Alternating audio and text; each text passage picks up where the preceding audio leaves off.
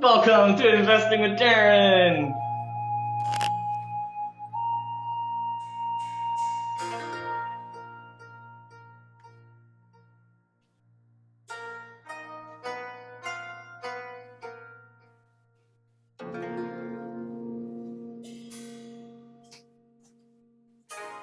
Welcome back to Investing with Daren. And today is our very first episode running an interview series where I get to interview different people from all walks of life, different parts of the world, from financial newbies to financial gurus and actually everything else in between.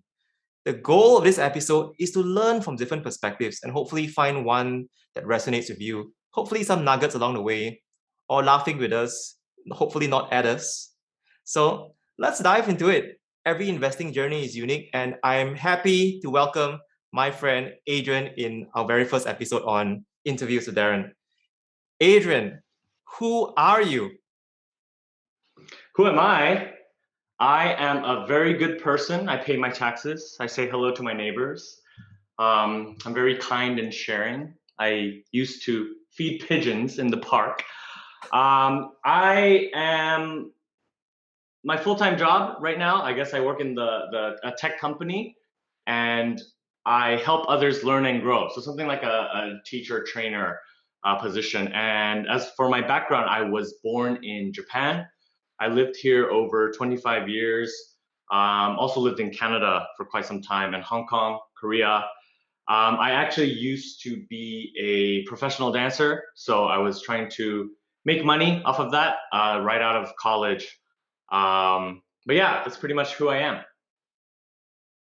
And talking about being a professional dancer, Adrian's really humble. He's actually appeared on The Ellen Show back in, when was it, Adrian? 2011? Tell us a little bit more. Yes, 2011. Yes, I think that was sixth year YouTube's anniversary. So Ellen was looking for, she's always looking for viral YouTube videos, and I posted one video that had a lot of views.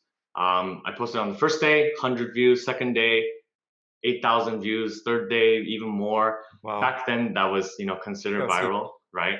Yeah. Long time ago, yeah. And then she just asked me, do you want to be on the show? I said, yeah, I want to be there. I'm going to show the clip right here, and you'll find a link in the description below. It's hard to imagine a world without YouTube. I use it all the time. That's where I found Grace and Chance, and I signed him to my record label. And most importantly, thousands of cat videos are on there. Cats doing all kinds of crazy things. And I saw this guy on YouTube. He was in Hong Kong, the most incredible dancer I think I've ever seen. So all the way from Hong Kong, please welcome Adrian Chih, everybody. What's your flavor?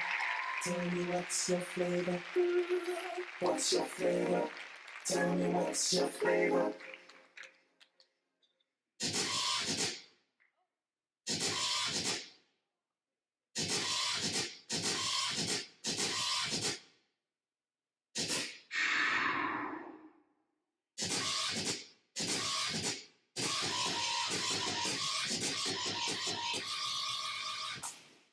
Hopefully you enjoyed that video clip.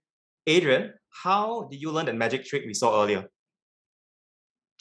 Yeah, so I think growing up, when I was in middle school, high school, I was the type of student that had to always do something. Like, I like to repeat a certain action until I can perfect it. So during class, I had a coin, and I was just rolling it down my knuckles all the time. Same with card tricks. I think magic tricks, you just have to keep practicing over and over. And then I guess I got into dance, which is, pretty much the same thing too. You just keep practicing one move. So yeah, what I did was kind of my hobby back in high school, long time ago. That is impressive. And Adrian did try to teach a few of us those tricks. But yeah, it helped me learn my limitations in life. Or I shall say not yet. I haven't grown there yet. So in today's interview, I really like to spend some time with Adrian, just getting his perspective on like his relationship with money and how it approaches savings and eventually investment. And so to level set the audience, Adrian, how would you describe your current investment journey? Like say from a total newbie to that financial guru up there. Like Where is that for you? I think I'm definitely in the 101 level range. Like, if I took a class on it, it would definitely be in the beginners class. I also think compared to my peers who are around my age, I'm in my 30s, I'm definitely behind. So yeah, complete noob. Don't know much. From one noob to another, I only started investing last year, seriously. So I started investing when I was 36 years old. So it's never too late. Mm. Look, and a lot of us are in this journey. Like those who already have $1 million when they're 25 years old, they're not watching this channel. They're not watching this episode. They're probably not even watching YouTube. So let's really dive into like how your relationship with money started. And you mentioned, Adrian, like you grew up in Japan. And you did live in different countries as well. Like growing up, let's say first in Japan, like how was financial education taught in schools, if at all? I think for the majority of the schools, even now, I don't know, like, because when I was in high school, almost like 15 years ago, but yeah, it's definitely not a topic that we talk about for sure. Um, to me, I think unless you go to a university, or if you're fortunate to go to like a private school or international school, maybe they have economics. I think that's the closest you can touch on investment, in a sense that you understand how the bank works, how the money, GDP, that kind of stuff. But typically, I'm quite confident to say that Japan is we don't really talk much about it, at least in schools. I see. And how is that different in Canada or in the different countries you've lived in? I think Canada, when I went to Canada, I was in university. My friends, really depends on the group of friends. I had my, dance group of friends who we don't talk about anything about investment. We actually, it's just all we talk about is how can we earn for that day. So it's very short term. Whereas I think investment is future, right? Like, so yeah, I think it's different. Is different. Canada, I feel like maybe it's just more of an age rather than a location. From my experience, I cannot compare because I wasn't in two places at one age. But yeah, in university, people start talking more about it. In a way, we're all investing. I think not in terms of money, but anything that you do for future better gain is kind of like investment, right? Right, Daren? Am I right? Is that? Yeah, there are many ways to invest. We can invest in our knowledge. We can invest in our health. And again, like investing is a deliberate it's a deliberate choice. It's an intentional choice. So I want to hear your perspective. Like, how would you differentiate like savings versus investing? Like, what is that for you? I'm gonna try my best.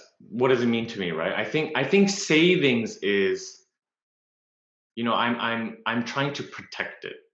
So whatever comes into, whether my bank account or to me, say it goes to savings, and I'm trying to protect it. Try to use as little as I can so that I can survive, if that makes sense. Investment is, I think you have to feel a bit more comfortable, safe. Then you have a portion where it's like, yeah, I think I can do something with this and be a bit brave. And even if nothing, if something bad happens, it's okay. And then you can, invest or do something with it, and in hopes that something even greater would return, right? Yeah. I'm more of an expert in the savings part, just given my background. So yeah, I think that's what it means to me. If I had to explain it, I'm just thinking if I had to explain it to like a 6-year-old. Yeah, on Reddit, there's a popular subreddit, explain like I'm 5, ELI 5. So let's start with savings. I believe like for most of us, even our audience, like we actually start off with savings, and our relationship with savings tends to start even when we're much younger. So could you, to your best recollection, like share like how you first approached savings? As a kid, or just? Yeah, like from the beginning all the way up to today, like how's that journey been? I think now is different compared to when I was in high school, much younger in my 20s. Um, I wouldn't say I was cheap or selfish, but in a way, it really depends on your circumstance, right? I think when I was dancing, I always think back when I was dancing, I would always think of it as, okay, I did a show or I won some kind of a competition and I have Yeah. $500 Yeah. Canadian, around USD, similar. Um, and with this $500, I need to save as much as I can and just use the bare minimum. So I would try to find the cheapest way to save. So there was a food court near my place, and after 8 p.m. they sell everything for $5 because they want to get rid of the food that has been there for the day. So I calculated $500. Okay, this can last me 100 dinners. Wow. So I think it's I don't want to say it's unhealthy, but it's a bit unhealthy is not the word. It's like you're just always trying to calculate how to save as much Yeah. rather than how to earn. The mindset is a bit different. So I think See. growing up, I was always in that how to spend less because I think to me that's how I can have more. Mm. And I think that resonates with a lot of our audience. For you personally, like, where did that perspective or mindset come from? Like, how to spend less? Was it something that was taught, something that you were inspired by, or is a personal experience that you went through? What created that? I think the concept of investing, I wasn't exposed to it. Mm. Whether from my parent or anyone else, I'm pretty sure somewhere along my memory, if I could dig in, yeah, they may have mentioned a few things like real estate stocks, or maybe they thought I was still young to Yeah. even talk about it. So to me, that's all I knew. I think nowadays, the younger generation, I'm still young by the way. I think they have so much access to information and you see a lot of posts on investment stocks even if you're not looking for it directly, whereas when we were in high school, we were the generation of like encyclopedia by disc 1 changed to disc 2, Yeah. disc 3, right? There's not Yeah. much content on the internet, so you don't really come across it, or you don't, if even if you hear about it, you have to go to the library or Mm. ask someone you know. So just growing up, being into those magic tricks, dance, whatever, that was my world. So no opportunity to come across it. So I think a mix of that too. Yeah. If you're talking about my younger days, right? Just didn't happen to Daren, you play the piano, is it? Very, very little. If my mom watches all of my YouTube videos, so I'm sorry to my mom for disappointing you so much. But yeah, she bought me the piano classes, and it's been not the best investment, I'll say. Maybe something rubbed off on me. Maybe. No, I'm sure. I think everyone says that. They're like, oh, I used to play, I'm not that good. But I think my point is like, you played the piano even a little bit because you were exposed to that by Yes. your parent, right? Your mom said, Daren, you should do this, Daren. So I think you're aware of that. You understand what the piano, the notes. So I think investment's a bit like that. It just happened to like, did you have the opportunity or chance to kind of come across that path or exposure to that topic? So true. Yeah. And the irony is, I'm sending my daughter Clara the piano classes next quarter. So the cycle repeats itself. So No, that's good. I was so worried. I thought you said I'm gonna send my daughter to investment class. I'm like, what? maybe one day she'll watch this YouTube channel and laugh at us. So with that foundation in savings, like how do you feel how do you feel about your mindset and savings today? Like right now, in this very day in 2021, how are you approaching savings? Is it like, okay, I need to save 20% of all my income, or what's the current philosophy on savings? Yeah, I've tried many things in the past. Now, not so much, but when I was especially dancing, Hmm. it was very stressful. Like every time I bought something in a day, like a water bottle, even if it's $2, I would write it down on my phone so that when I go back to my home, I can write down on like an Excel sheet, Yeah. $2, how much I spent because I earn so little. Now I don't even do that, right? Hmm. Like I don't do that. But I don't have a formula where I should not spend this much, or I should, this is for, I'm reserving this part of my saving for something else, because I think it's just the way I used to live. It didn't allow me to spend so much anyway. So I don't have a habit of spending so much. Like I still wear t-shirts that is 10 years old. Same. I'm still wearing the same t-shirts. Yeah. See what I mean? So I don't have a proper philosophy, though of course sometimes I'm like, is this the right way? Should I be thinking more about my future? I'm in my 30s, like, yeah, but no, nothing, to be honest. No strategic plan with numbers. So I saw your eyes darting wistfully as you were thinking about like a little bit of planning. I know we talked before in the past, like I think planning is different for everyone. For some people, it's 2 years down the road. For some people, it's next week or next month. It's different time horizons.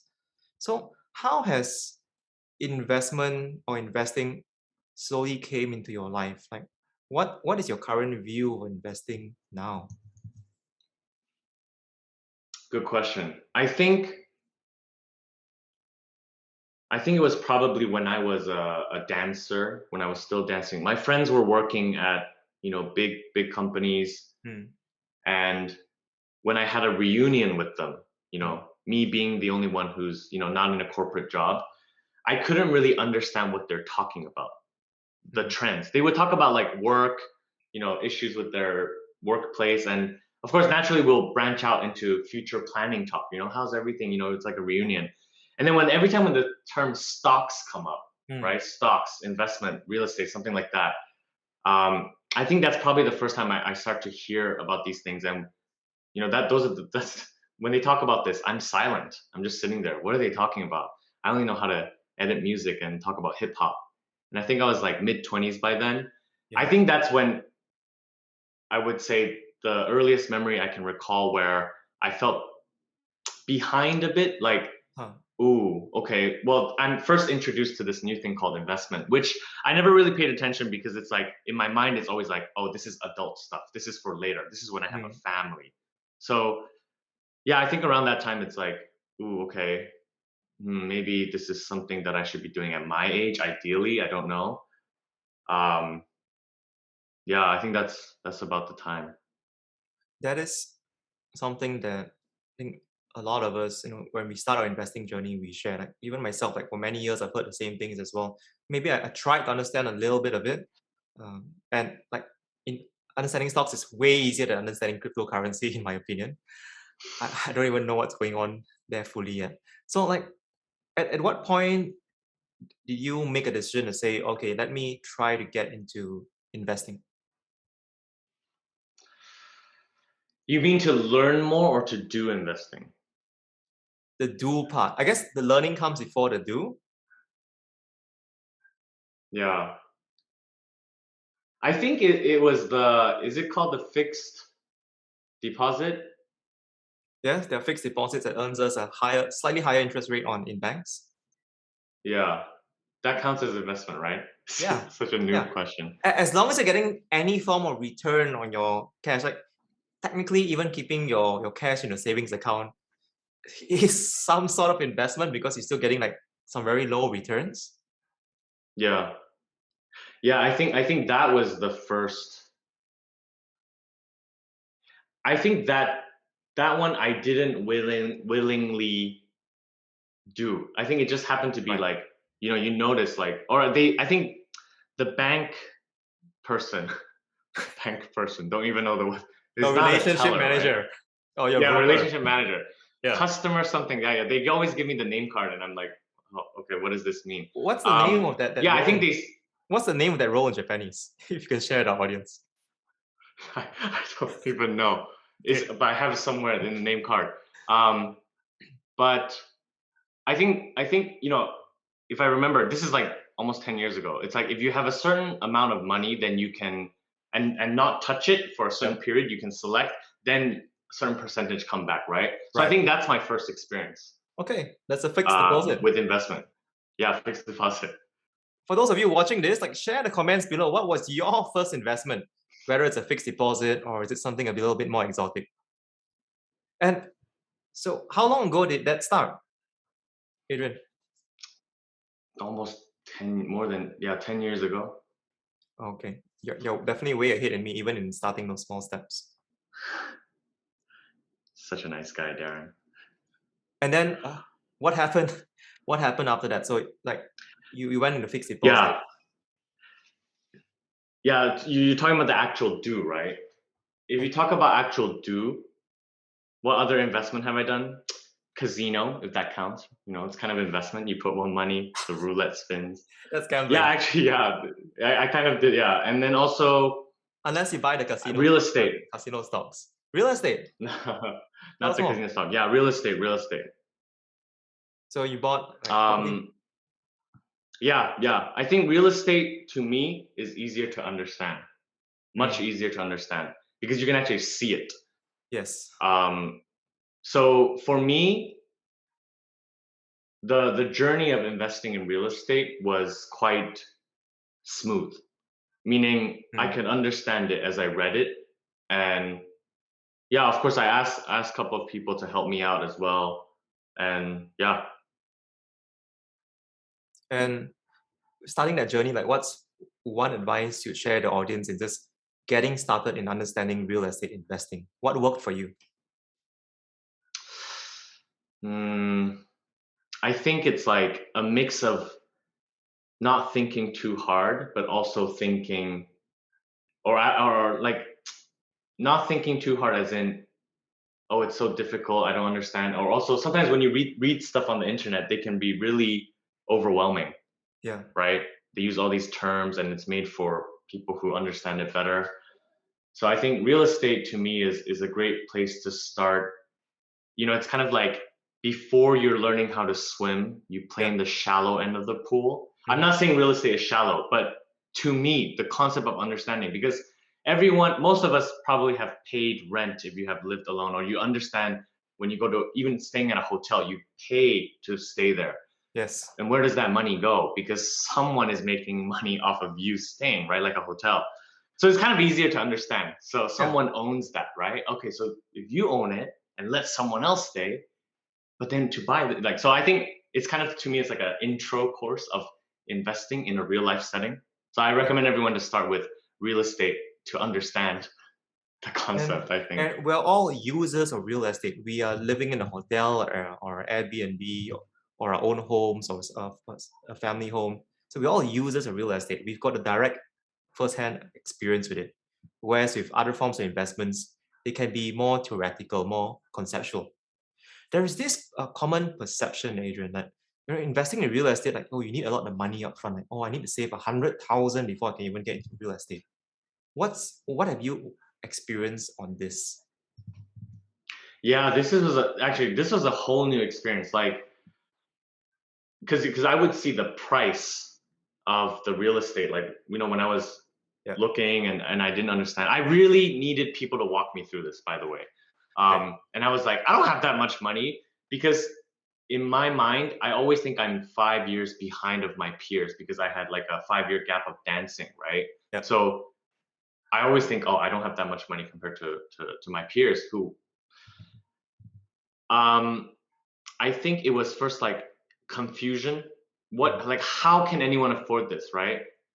But then that's because I didn't understand the concept of loans. Okay. Bank loans. And also the kind of equation where usually when you buy real estate, it's like, I think it's like how many percent is equity cash you pay, and the other percent is how much you borrow from the bank, and then the interest, like how much you pay back. This concept, without this, it's like people would just give up. It's like, oh, I can't afford that. It stops there. But depends, right? So I think this was kind of mind-blowing for me. And you bought real estate in Tokyo? Yeah, Japan. And it's like residential real estate? So like residential. What's the average price of an apartment in Tokyo? I know it varies across the entire city. What have you seen as the average price? Japan is really, the location is so important. So even if it's somewhere small, like small real estate, but in a very good location, like downtown center Shibuya, Yeah. is so expensive. It can probably buy like 3 houses in America. Japan, I wouldn't. It's so hard to say average because it really depends, right? Like I'm not trying to sound like a real estate expert, but depending on when that thing was, the real estate was made, the year Yes. it deteriorates, things like that. So it's so hard for me to give you an average price, but it's crazy. This to all the way this, you can find all different prices, but not as expensive as like Hong Kong, right? Like Hong Kong is, or like Vancouver, those kind of places. I think is compared to that, no. And in Tokyo, like, will you see real estate as a relatively safe investment? Like the property grows in value gradually over time. Like Singapore, like you buy any property after 5 years, you usually would see an appreciation in value. Is that true in Tokyo? To me, yes. And I'm so happy like you're asking me these questions. I feel like I'm a bit more investing with Adrian. No, I'm kidding. Like how like for stocks, and please correct me if I'm wrong, sir.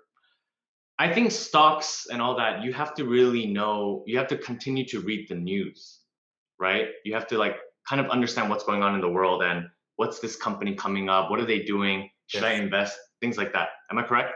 Yeah, new leadership, new products, competition, regulatory landscape.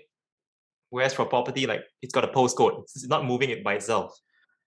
Yeah, correct. So I think one thing different is that the real estate is not moving there. However, it also depends, the real estate price depends on the development around it. Is there a new shopping mall coming up, something like that? And I think Japan, compared to let's say Canada, where I used to live, there's a lot more construction, things coming up, new things popping up, very city, metro. So for Tokyo, I think it's quite good, right? Because something is always happening. That's what happens when you live in a very dynamic kind of city. So for me, yeah, I think Japan's a pretty good. But what do I know? Hey, look, all I took away is you're just reminding me of being in Tokyo. So I used to go to Japan with my family every year before COVID. So if those of you who've been to Tokyo, share your experiences. What do you love about the city? Hopefully next year I could go back.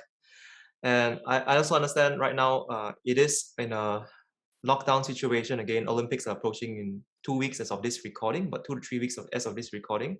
I know it's a side tangent, but how's that impacting things in Tokyo right now? Big topic right now on TV. People are unhappy. Yesterday I was watching the news and people were saying, how come we cancel school trips for kids and all these big events, but we're still trying to do the Olympics? Like, what are you thinking? Like, so yeah, I think there's more people unhappy than happy, but I think it's just like, to me, it's just like haters want to hate kind of thing. Like people always have something to say and they just want to, yeah. So mixed, it's very mixed feeling topic, I think, in Japan. I think vaccination's the long-term route for most countries. So hopefully those numbers go up over time. And investing, like you call out, right? There's a lot that can change. There's a lot of uncertainty.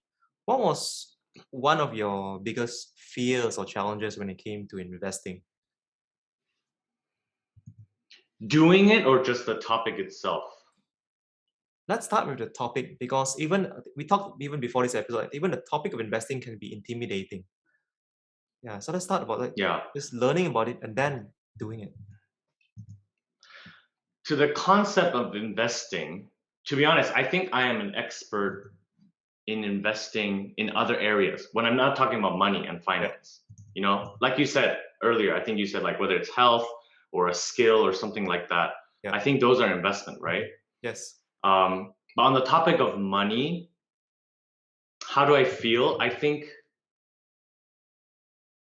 also depends on the circumstance or the environment or the situation I'm in. For example, if I am, let's say I meet with, let's say there's no COVID and you and I are hanging out together and Daren, you're like, come meet some of my friends, and hi, nice to meet you, shakes hands.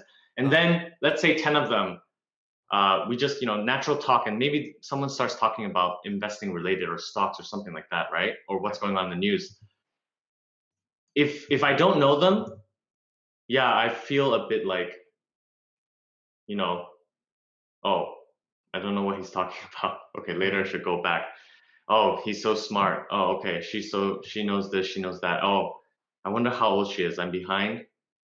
So there's a bit of that uncomfortable. But with my friends, I feel comfortable. Like with you right now, I'm not, no shame. I'm like, yeah, I don't know anything, to be honest. But I think a bit of a fear, a lot of excuses in my head. Sometimes I'm thinking, okay, maybe because I don't have a kid, I'm not married, and I don't even have to think about that stuff. The time will come, is what I'm kind of telling myself as well. Yeah. Also, just challenging, difficult, time consuming. Like, is this important? Like, Yeah. Because I think if you want to do it from zero, or like you said last year, Yeah. you need to spend a lot of time, I think, right? Like, to know, I don't even know where to start if I wanted to do it, And I also wonder, like, if that is a myth or that is true. Like, would it really take a lot of time to start investing? And that's something I'm going to probably explore in a future episode as well. I'm gonna get different perspectives, but yeah, I think I hear a lot, like, getting started investing, you need a lot of research. You really need to know what you're doing, so that, because otherwise ignorance is your biggest enemy when it comes to investing. You need to know your risk exposure. I have one more thing to add, just listening to what you said. I think it's also my image or stereotype of people who invest are those who are already rich, or not rich, but somewhat well off enough to be able to do that. Like, I think most people, like, I'm really lucky that I think I have a corporate job. Yeah. I think a lot of my friends who are still dancing, they don't have the they don't have the time and space and capacity to think about investment. So for them, I think they're just so busy thinking about how to make money for the next month, this week, something like that. So I think I don't know, I would love to hear your thoughts too. Like, they probably would think investment, that is something that I will never touch in my life in terms of money. I had this analogy as we were talking about this. Like, it's kind of like, let's say if you're not the fittest person, like maybe like I can lose some pounds. Like, I go to a gym and I'm just surrounded by all these super fit people, and I have this feel like, oh no, are they going to look at me funny? And do I feel very out of place because everyone else is so fit, 6 packs, 8 packs, and then this person who really needs to do better in my health. But then when we actually talk to those people in the gym, we say, like, we don't care what you look like, and actually we respect that you're in the gym because you're showing initiative to be there to do it. All they care about is that you wipe down after you use the equipment. That's it. No one thinking about you. And I think a bit like that for newbies in investing as well. Like, yeah, there are a lot of financial gurus or millionaires or know-it-alls around us, but the fact that we're starting it, we're kind of like that newbie in the gym. No one really cares about us. Like, I think a lot of it is in our head. Like, what will people think about us? Or I feel so noob compared to the rest. But being in the gym and starting investing is a powerful starting point because investing can change lives. That's my thing. No, I actually agree. I think that's a really good analogy. I was thinking, because I used to, dance a lot. Every time there was like a wedding or some kind of party, and then when we, dance, let's dance, everyone's like, oh no, I don't want to dance in front of Adrian. But like you said, I don't care. It's like that. No, that's not the point of dance. It's not about who's better. It's just like, the get together, moving to the music, having fun is the dance. But yeah, I think this is in the mind, right? Yeah, or it's like laughing at the people who are sick in the hospital. I mean, they're in hospital precisely because they're sick to get better. So, there's a lot of it's a hard start for many people. Yes, there are some who get into investing early. Maybe if you got the help of their parents, got a good influence, friends that you mentioned, the friends network matters a lot as well. But for a lot of us, when we are getting through this really tough start, like making that first intentional investment. So like Adrian, like you mentioned, like that fixed deposit thing was probably not necessarily that a fully intentional investment. It was more like you should do this, and like, okay, let's do this. Whereas like getting into real estate investing, that was probably, if it's fair to say, your first intentional investment, right? And that's really an empowering step. Like you now have a path forward. Like you know how to find a way to also grow your wealth, because Warren Buffett say, right, like if you don't find a way to make money work for you while you sleep, you're going to be working for the rest of your life. And just being like an asset owner, whether it's a property, whether it's stock, cryptocurrency, bonds, fixed deposit, intellectual property, whatever it is, that matters. What's the best advice you've heard so far for you today when it comes to investing? No, it just made me think. I'm just curious what you did in your past year, how much time you spent every day. I think to me, the fact that that was the most curious thing means like, yeah, actually, I think that's a good step, right? Because it's like, oh, okay, well, I wonder how much it's like it took for time for Daren, and how much it's gonna take time for me if I try. Do I think I can really do this? And so I think that was kind of the. It's not an advice, but just made me kind of think a bit. It's like, yeah. It's food for thought. I mean, a little bit behind the scenes, like creating this YouTube channel, like there's so much research that goes behind it. So like, let's say there's 8 hours of research. I film 1 hour of content and actually publish only 15 minutes of clips. Like there's so much of that knowledge and learning that isn't in the clip itself. And for me, like just creating this YouTube channel is my way of also just educating myself in finance. Sometimes I feel that I learn more than the audience as well. One last thing, like what's one advice you would share to our viewers in Japan? And you could share this in Japanese as well. When it Yeah, comes to I investing. think. Wow, that's you've given me so much power to send a message to. With great power. Just one advice, right? So many things I Yes. want to say though. Oh, please then, please do. Okay, I think I know. Okay, so I don't know how much you earn, or maybe you're in a place where you don't have enough time, or you're struggling to just put food on the table. But I think investment, I don't know what your image toward it is, whether it's like, oh, for rich people or only for people who have money or successful. To me, like, Daren said, earning money during your sleep. But I think for me, if I had to leave like a quote, it's that I think investment, more money is higher quality of life. I say quality, not money, because thinking back for myself, my quality of life was so low. Like eating the $5 8 p.m. food for like 100 days, eating one meal a day, trying to walk 2 hours instead of taking the bus that's like 20 minutes to save. So I think higher quality of life, I think everyone deserves it and everyone should have it. It might seem far to you, but long run, I think when you're in your 20s, if you're young, if you're in an audience who are young, you're thinking, it's okay, I'm still young, I'm tough, whatever, but it will all come back to you later, whether it's the pains or something. So I think investment, like try to think of it like that, like it's good for you, higher quality of life, a healthier life, because I think that's kind of universal, right? Yeah.